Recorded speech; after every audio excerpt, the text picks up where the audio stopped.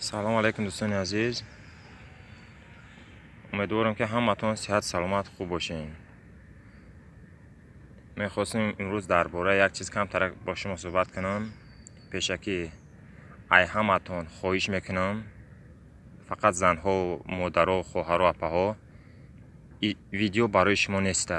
خواهش میکنم پیشکی شما التماس تماشا نکنین، برای که در بینش حقارت داره، گپای قبیح داره.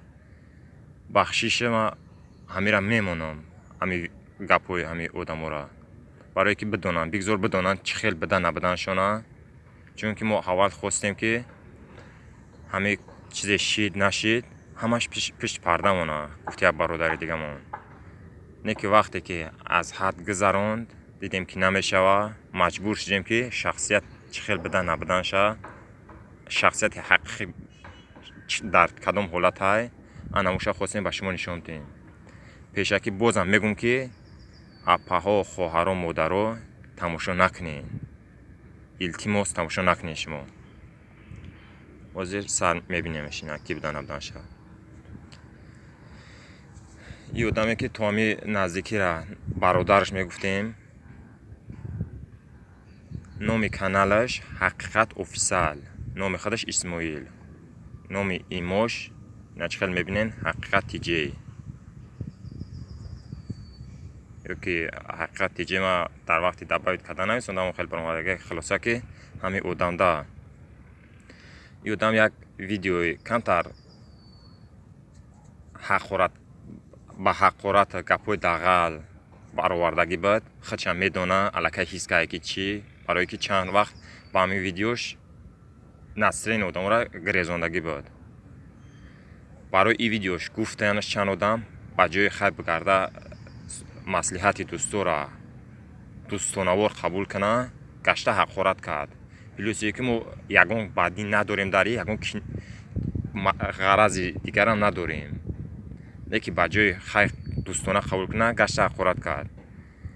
مورم همچون فهموندیمش در یک کامنتر یک در اومده بینین چی نویسونده.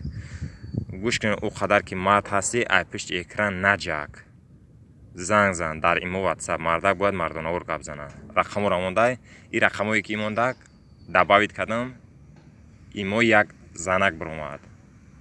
تاجه اول پیشکی زنگ زدم جواب نداد، بعد دباوید کردم یک زنک برومد. پوینشتا خیلی نزدون که این رقمو کار نمیکنن. بود دیرتر یک رقم بعد رقم خچه رو کرد. پلیس که پیشکی رقم این دوران بدن، نه که بعد یک ویدیو شبر آوردن، ما نمروش زبلکیروات کردم، ای واتساپم ای همه جان اودالی چی کردم. خلاصه که همین آدم با جای ما را فهمیدن، یک بار پروتیف ما گشت حقارت کرده. خیلی چیکاری کرد نکرد میبینیمشون هوز مایده برای که هم یک گپ زدی باید دکزچه داشته باشی، یک گپ برای پراف بدنش. نه یکم باری که وقتی ما سلام علیک شروع کردم، ما از زنگ زد ایسو بجای ما سیاز نداشتم، ما برداشته نتونستم. یکم سببش دیم سببش وقتی که نیپراف بسیار گپ زنن بسیار آدم ما برداشت کردن نمیتونم. ممکن یگان گپی بیزه بدن بره، برایم خطر گفته که یگان حقارت یگان گپ بیزه نگم. همین آدم ما دیم سبب که ایمو میرا جواب ندادم، نه آدیوز نه ویدیوز یگان نمود. انا که جلسه مونده همشه یک تا تعلیق کردن میریم تو آخره. کدام اگر خواه کی بدن شب فهمه منتظر باشین میبینین همشه. سلام برادر، نفهمیدم خیلی روزگو چه خودت کیستی؟ او ایسو راسکو گفتم سلام علیکم راسکوش نویساندم.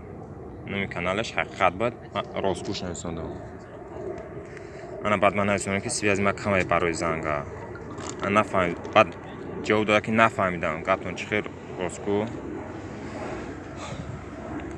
خلاصه مرا پرسید که من خیلی گفتمش که من یک بنده خدا. انا که دیم جلسه و شاوز گوش میکنیم.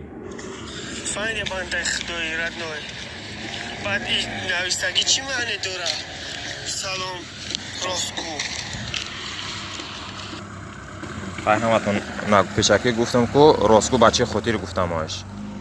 انا که بعد من نویسانمش سبشینی که در کامنتری که خودش کاغی بود. ما با شما را سگ بدستم که میجکیدیم، چون که همه میدونه که جکیدن فقط وظیفه سگه. انا بعد غلطه شوز میبینیم. چیکاری نفهمیدم. چیه سگم در جسته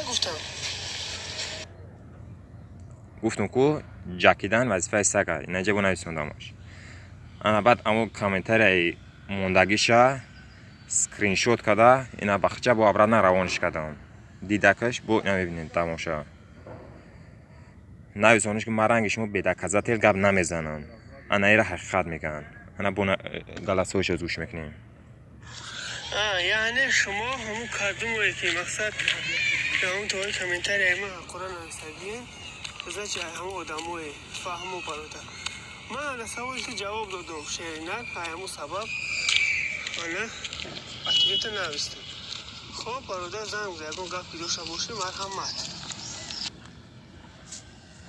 انا که ما پیشکی میگم که همین آدم دا یگان حقیقت یا که در دیگه آدم ننویسوندم. ما اگر یگان کسبانی سو یگان گپ داشتنی باشم پیشکی دم خرشم کنم میدرم میگمش درم افیرا یا که در ویدیوش کامنتش فرق نداره.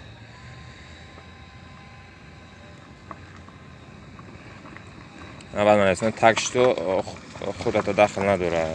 بینی نخلون در گپایی که بعد از میر ده هر کار خلاصه بینی نخلون گپ تا بعد از میر دهن بزا. ما یگان کس اگراژت کردنی نیستم. حق هم ندارم. نکی یک گپ میگم که یا مرد باش یا در خدمت مرد. برای که میدونیم که گپی همه طرفش همیه یا مرد باشی یا در خدمت مرد. وقتی مرد چیزی نمیتونی حقا در خدمت مردو باش. بعد من نویسونم که در یگان کامنتری خودت یا یگان کس دیده ای که من یگان کس حقارت کرده باشم جواب نداد. ما اول نمیدونستم که این خیلی نامردی. افسوس دیرتر نقاب تا برآوردی. این گپی نویسونده که ما انکه غلطه‌اش گوش میکنیم.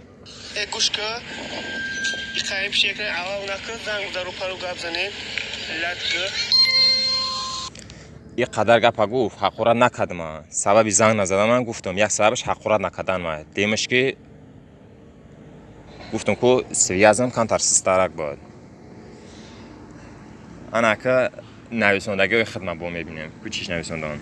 خدا شاهد است که بعد اونه که در افیر اپای مریم CPB گفتن که کسلمو دختر رو اهمیت نمیتن از گوش ها و دهان و بینیم خون میروه تلفن قبیده و نویسندن نمیتونه و دیگر گپات همش دیودم هستن. والله قسم ما سازمان حقوق مهاجرت سازمان حقوق انسان مراجعت کردم که مهاجران بیچاره همه خیلی وضعیت دارند. خدا شاهد است که در همون حالت بعد از شنیدن گپای نمو همه اینا یا 15-16 نفری که در اون افیر بود همش خیلی زیغ میشه وقتی که آدم خیلی میگه وقتی ای دهن گوش بینی آدم خون سر کردن سر چید گوش معلومه که با آخرش نزدیک اگه بسیارش که با دوامش بعد اونه که 2-3 روز باز در دیلم نموند خواستم که از حال خبردار شوم نویساندم احوالپرسی کردم در یاد است که چی جواب دادی در بخشی زیاد که جواب دادن نمیتونم.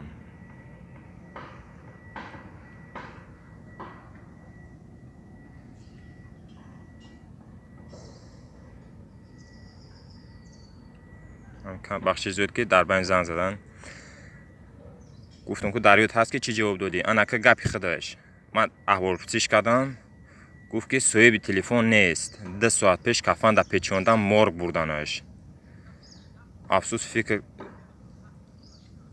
اکنون فکر کنم که چگونه آدم بدهی حق نمیخواد مرا هم خیلی جواب داده بود. من پرسیدمش مرا خیلی یک دو اپایگانی گفتن که خیلی احوالی امورم خبر کویا برگیر برای میدونستن که نمروش هم دارم خیلی نویسون در که جای جواب نداد با نویسون بچه جواب تو نجده دارم زنگ زد بازم در جای بسیار دیدم جوابش دادن نتونستم. با خیلی خلاصه نویسونش که ای چی سبب جواب دادن نمیتونم اینجا امو های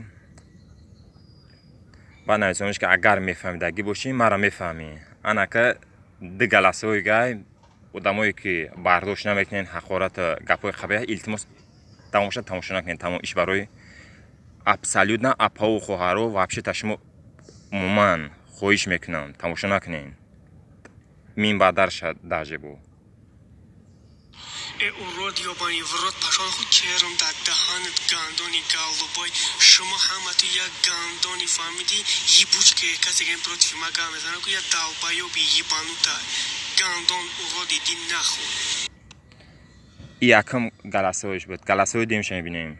То мард боши телефонта бадорам қати туру пару гап занам урод телефонта бадорам қати гап занам.